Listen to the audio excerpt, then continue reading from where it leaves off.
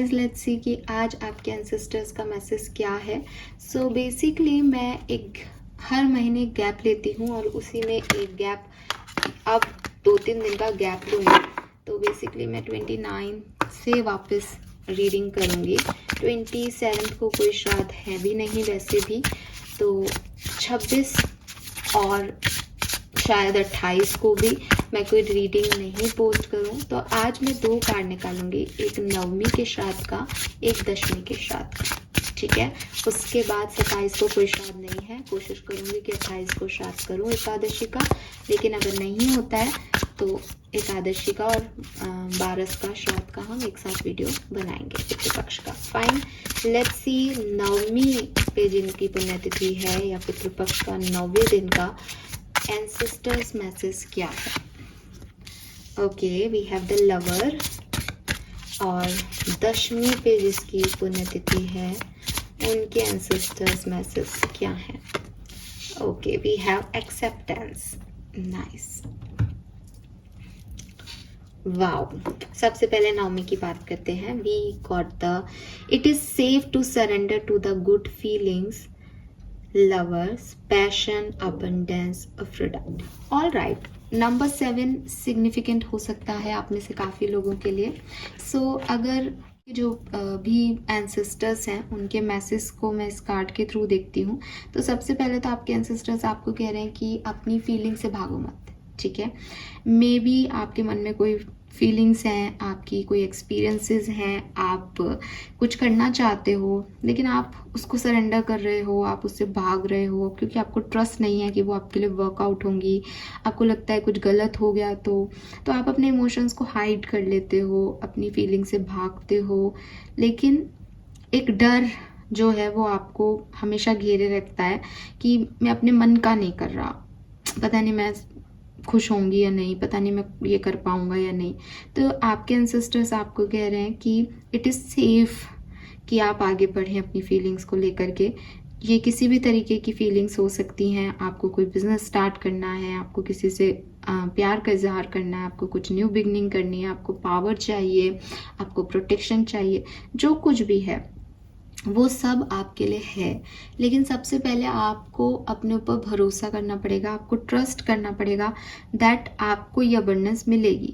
ये good energies हैं जो आपके अंदर आ रही है, आप ये करना चाहते हो। सबसे पहले खुद को एक वैल्यू देनी पड़ेगी, तब आपके एंसेस्टर्स आपके सारे हेजिटेशंस मिटा देंगे, आपके सारे डर मिटा देंगे और आप जो है अपने गोल की तरफ जाओगे। लेकिन अगर आप ही अपने सोच पे, अपनी फीलिंग्स पे जो है कमांड करोगे या आप ही उनको नहीं मानोगे तो आपके एंसेस्टर्स या यूनिवर्स उसको कैसे फुलफिल करेंगे। बिकॉज आपने कह दिया कि पता नहीं ये शायद मेरे लिए सही नहीं है, तभी कंट्रोल कर रहे हो ना आप।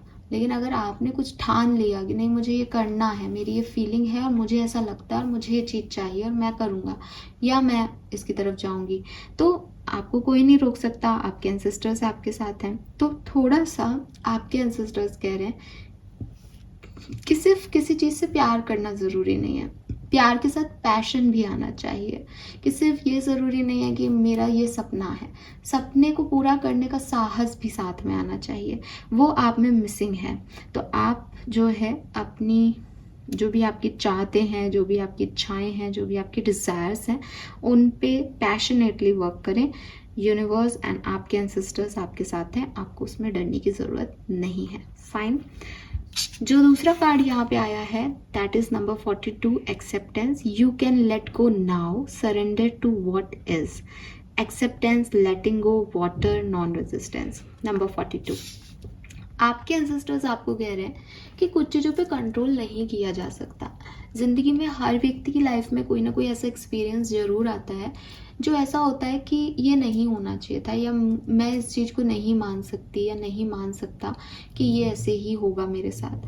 तो आप मे बी आप उनकी डेथ को नहीं एक्सेप्ट कर पा रहे हो, मे बी आप कुछ लाइफ के सच को नहीं एक्सेप्ट कर पा रहे हो। कहीं ना कहीं आप ये दोनों कार्ड देखोगे तो एक जगह आ रहा है कि आप फीलिंग से भाग रहे हो, एक जगह आ रहा है आप सच से भाग रहे हो। ऑलमोस्ट सिमिलर सी एनर्जीज हैं, आप इसको डिफरेंट नहीं देख सकते हो। लेकिन यहाँ पे आपको कहा जा रहा है, आपके जो एंसेस्टर्स हैं वो आपको कह रहे हैं कि किसी भी मोड़ से, ज़िंदगी के किसी भी हिस्से से आप सच को एक्सेप्ट कर सकते हो, पास्ट को लेट गो कर सकते हो और आगे बढ़ सकते हो। जो लोग पास्ट को पकड़े रहते हैं, जो लोग पास्ट को लेट गो नहीं करते, वो कभी भी आगे नहीं बढ़ पाते। ज़रूरी है एक्सेप्टेंस देना इस बात को कि मेरा पास्ट पास्ट था। अगर मेरा पास्ट अच्छा होता या उसमें कुछ हो सकता तो वो प्रेजेंट तक आता। मेरे साथ नहीं आया बिकॉज उसको नहीं आना था, उसका आना मीन टू नहीं था, उसका आना मेरी डेस्टिनी में नहीं था और उस पर मेरा कंट्रोल नहीं है। लाइफ की काफ़ी चीज़ों पे आपका कंट्रोल नहीं है। आपके एंसेस्टर्स आपको ये कह रहे हैं, उन्होंने भी ऐसा किया था, यानी आपके एंसेस्टर्स ने भी अपनी ज़िंदगी में कई चीज़ें ऐसी देखी हैं जहाँ उन जो चाहते थे वो चीज़ें नहीं हुई।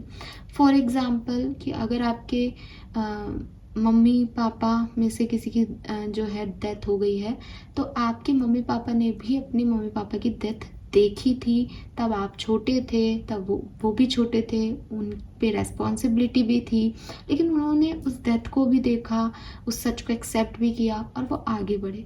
वो आपसे यही चाहते हैं कि आप भी किसी चीज़ को लेकर के रुके नहीं, आप पास्ट को लेट गो करना सीखो, आप चीज़ों को एक्सेप्ट करना सीखो।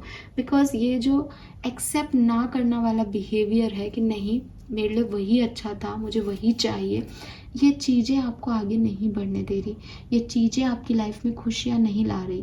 तो अगर आपको अपनी लाइफ में हैप्पीनेस चाहिए तो आपको लेट गो करना पड़ेगा, चीज़ों को एक्सेप्ट करना पड़ेगा कि ये शायद ऐसे ही होना लिखा था, अब मैं इस पर कंट्रोल नहीं कर सकता।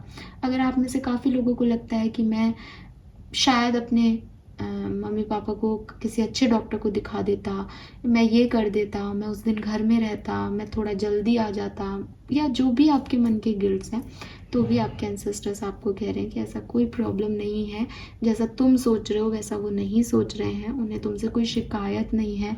एक्सेप्ट करो। अगर अपने से भी कोई गलती हो गई है और आपको सच में लगता है कि हाँ ये तो मेरी ही गलती है, कोई बात नहीं, उसको एक्सेप्ट कर लो जैसे उन्होंने एक्सेप्ट कर लिया कि मेरे बच्चों ने ऐसी गलती कर दी, ऐसे ही आप भी एक्सेप्ट कर लो। लेकिन उस गलती को लेके बैठे रहने का कोई सेंस नहीं है। आप उसके बारे में सोच सोच के खुद को परेशान करो, उससे वो खुश नहीं होंगे। जो कुछ भी हो चुका है वो हो चुका है, सही हुआ तो भी हो चुका है, गलत हुआ तो भी हो चुका है, दैट इज़ पास्ट।